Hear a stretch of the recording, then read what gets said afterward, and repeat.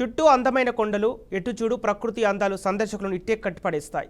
చుట్టూ ఎటు చూసినా పచ్చని సోయగం సందర్శకులను అమితంగా ఆకర్షిస్తుంది.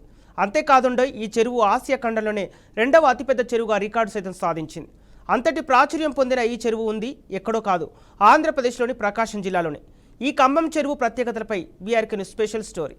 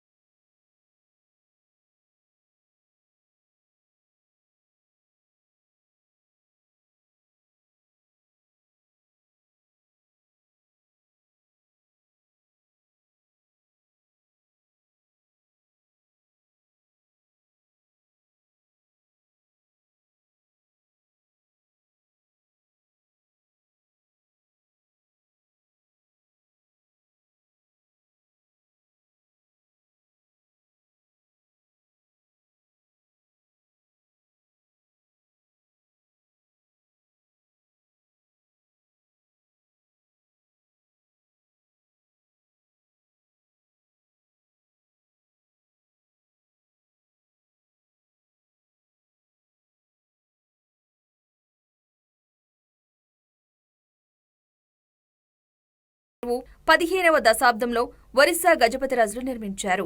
తర్వాత విస్తృతంగా విజయనగర రాజవంశం 15వ శతాబ్దం చివరి రోజులలో విజయనగర చక్రవర్తి శ్రీకృష్ణదేవరాయల భార్య వరదరాజమ్మ రాణి పరిపాలనా కాలంలో 3.3 టీఎంసీల నీటిని నిల్వ చేసేందుకు గుండ్లకమ్మ నదికి ఆనకట్ట కట్టడం ద్వారా అభివృద్ధి చేసింది. గుండ్లకమ్మ జంపలేరు నుండి పారే ఒక ఏరు ద్వారా ఈ చెరువుకు నీరు సమృద్ధిగా చేరి వరి, పసుపు, చెరకు, అరటి మొదలైన వాణిజ్య పంటలు రైతులు పండించడానికి వీలు కల్పిస్తుంది. ప్రకాశం జిల్లాలో అత్యంత పెద్ద చెరువు అయినటువంటి కమ్మం చెరువు 15వ శతాబ్దంలో కృష్ణదేవరాయలు సతీమైనటువంటి వరదరాజమ్మ గజపతి రాజుల కూతురు. ఆమె చివరి దశకంలో ఆమె ఇటు ప్రయాణం చేస్తూ వెళ్ళిపోతూ ఈ ప్రాంతాన్ని చూసి ఇక్కడ కరువు సమస్య ఎక్కువ ఉన్న ఉద్దేశంతో ఆమె సొంత నిధులతో ఈ చెరువును ఏర్పాటు చేసినది. ఖండంలోనే అతి పెద్ద చెరువు. ఎంతో మంది ప్రజలు ఆ సహజ వనరులతోనూ వాళ్ళ కష్టములతో ఇది ఏర్పాటు చేశారు. చాలా సీసము అలాంటిది చాలా పురాతనమైనటువంటి ఆధునిక ఆ రోజుల్లో ఉన్నటువంటి నిపుణుల సాయంతో ఘటన ఏర్పాటు చేశారు. ఇప్పటికి కూడా చాలా బలంగా ఉంది.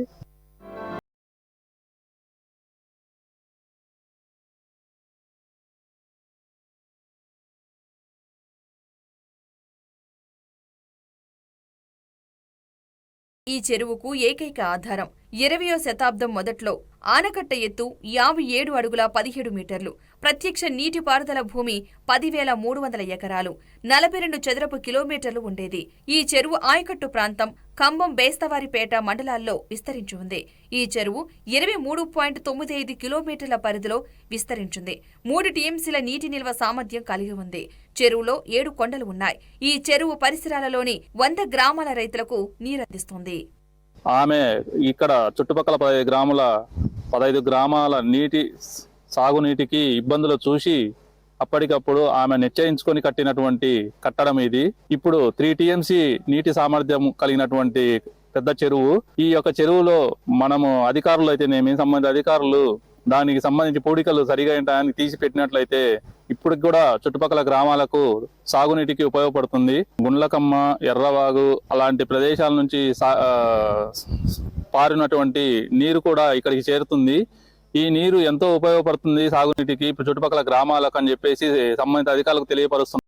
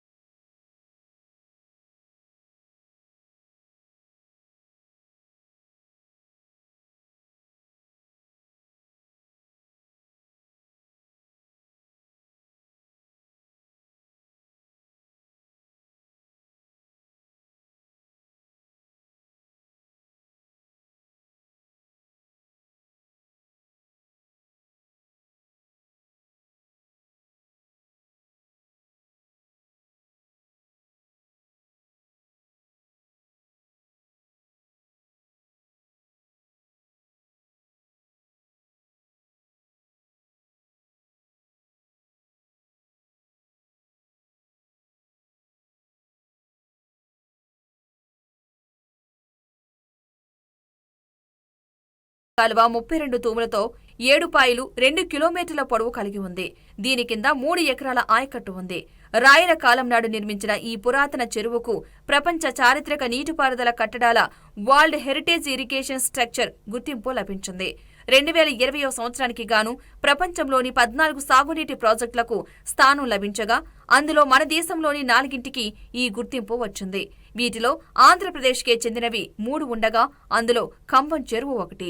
International commission and irrigation and drainage సంస్థకు చెందిన న్యాయ నిర్ణేతల బృందం అంతర్జాతీయంగా వచ్చిన ఎంట్రీలను పరిశీలించి ఈ ఎంపిక చేసింది. గుండ్లకమ్మ నదిపై నిర్మించిన ఈ చెరువు ఆసియా ఖండంలోనే 2వ అతిపెద్ద సాగునీటి చెరువుగా గుర్తింపు పొందింది.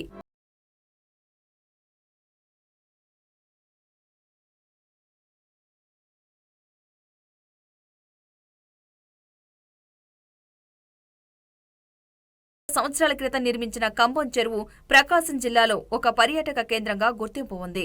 2020 జూన్ 24న international commission and irrigation and drainage సంస్థ తన 70వ వ్యవస్థాపక దినోత్సవాన్ని జరుపుకునే సందర్భంగా 2012 నుండి యునెస్కో గుర్తించిన ప్రపంచ వారసత్వ ప్రదేశాలలో చారిత్రక నీటిపారుదల నిర్మాణాలను గుర్తిస్తోంది.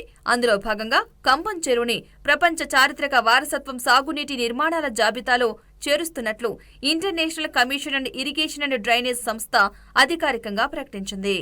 కంబం చెరువు వల్ల టీఎంసీ 3 టీఎంసీల వాటర్తో నిర్మాణం కావడం జరిగింది. ఈ 3 టీఎంసీ వాటర్ వల్ల కంబం చెరువు కింద ఉండేటువంటి 15 గ్రామాలకు మొత్తము ఇరిగేషన్ జరుగుతూ ఉంది. అయితే ఈ కాలగమనంలో మొత్తం కూడా చెరువు 50% పూడిక వల్ల పూడిపోయింది, స్పాన్ ఆఫ్ లైఫ్ తగ్గిపోయింది. కాబట్టి ప్రభుత్వము వెంటనే పూడిక తీసి వెలుగొండ రిజర్వాయర్ నీళ్లు కూడా దానికి లింకప్ చేసి టూరిజం కేంద్రంగా పోతే గిద్దలు తాలూకాకు